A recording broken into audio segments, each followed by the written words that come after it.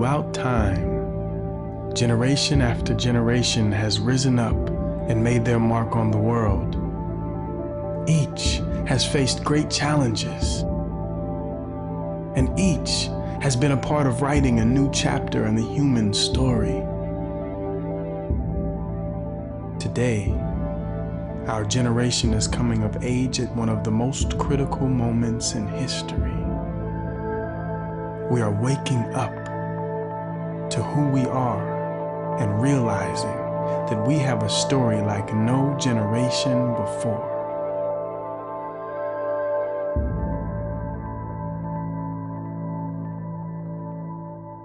We are the internet generation. Generation we. I've heard the millennials. I've heard post-baby boom, baby boom boom. We are the Facebook generation.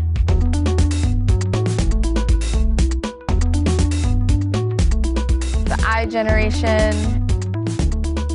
Generation Y. Maybe it's because we're at a Y in the road.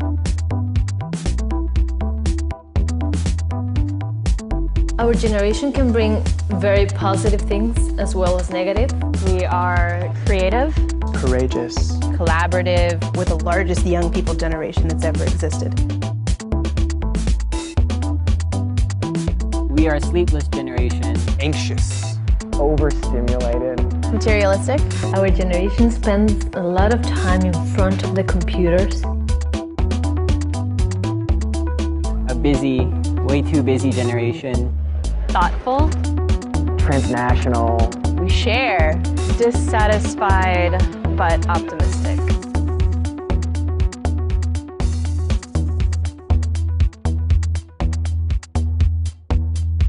Our generation has the unique distinction of living at a moment at the crossroads, where the gifts of the last 250 years has given us tremendous access.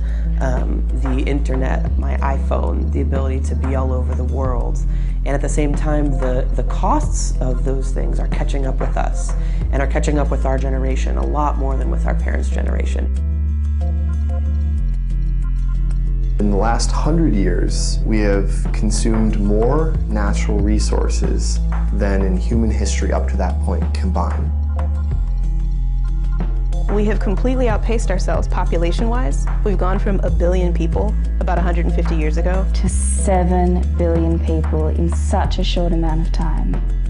I think some of the biggest challenges that we're facing that our generation has to deal with is climate change, because it affects a lot of other problems that we're facing. You know, if we keep drilling for oil everywhere and blowing up everything for coal and, you know, poisoning the water supply, this earth will not sustain us, the human race, life, for much longer. We are forgetting that we depend on the land for everything, and in that forgetting are destroying a lot more, a lot faster.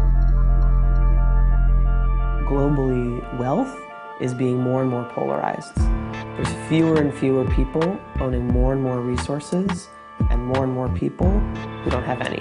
We're facing corruption, greed at the highest level of authority and leadership. We talk about this financial recession that we've been in. We've been in a social recession way longer than that. People's homes are getting foreclosed every day. People don't have access to jobs. Mostly communities of color and low-income communities that already are at a disadvantage are not having access to a lot of the things that we should have had access to years ago. I think with the challenges being so great, it has driven a lot of people, young people, into feeling very helpless. Growing up, I didn't know my roots, I didn't know where I came from, I didn't know my history, which led me to consume mainstream media easily, and it became my identity. Everything's trying to get sold now to youth, and that doesn't really allow them to find inner happiness, and it's just trying to use objects to make them feel good or okay or some kind of pleasure that doesn't last very long. I see all my peers getting caught in many distractions, and we've reached a point, I feel like, in our history that we don't have time for that anymore. Because we're at this turning point on the planet, this shift on the planet, we're literally at this place where the notion of the best of times and the worst of times really comes alive right now. This whole generation can kind of feel that there's something going on. We can feel that there's a crisis, and we're ready to do whatever we can to fix it. We're at that point where you have to work now hard, very, very hard, but to restore that balance. You mess with things that we love, like our earth and our people, it activates us. Generations and people are waking up and saying that enough is enough. We are in the transition, and we are the pieces of the puzzle of this transition. This generation is making itself known because it's got a lot more tools to do that. We have access to so much more cultural diversity, knowledge, and skills.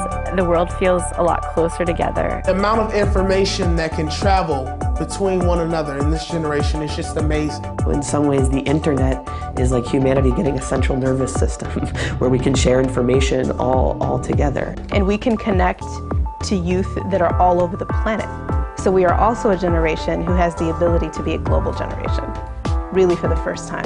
We are able to transcend boxes. We're able to work across lines of difference. We're able to see the value in diversity. We are showing how fun it is to actually get involved. And by you being able to see that you have an impact, that you actually have the power to change your community, that's exciting to me. We have the energy, we have the inspiration, and we've got the numbers. We are trying to make this transition. These tools that we have at our disposal could be used for some really powerful movements. Movements that could have taken a generation to come to a head, you know, are like happening in a week now. There's thousands, millions of movements around the world of people who are sensing that there's something wrong and are now starting to build the movements together. What we as young people in this generation have the potential to bring is being able to connect the dots. Environmental, which affects the political, which affects the social, which affects the economic. Equal employment rights. Food justice. Job security. Immigration. Climate justice. Access to education. Women's empowerment. Nature's rights. They're all interconnected. I'm seeing those bridges come together, that synergy between organizations that before thought there was nothing in common. We are ultimately all working towards systemic change. Somos una generación que estamos unidos por nuestra lucha, por lo que estamos perdiendo y también por lo que queremos ganar. What we're talking about is really a global shift in the way we think about everything we do. We have all the technology and resources to do this. All it's going to take is people realizing that we need to do it now. We are writing a different story than the one we've been led to believe is inevitable. When we look back in 30 years, are we going to be filled with regret? Or are we going to be filled with pride? This is a moment in history that we are all involved in, and we could look back at it and say, I was there. We have that spark, that ignition to just like, no matter what's thrown up in our way, we're going to get back up and we're just going to keep on going. And that is the story of our generation.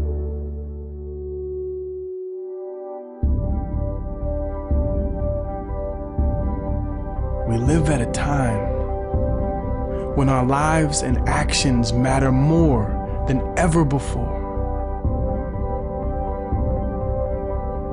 What will our legacy be?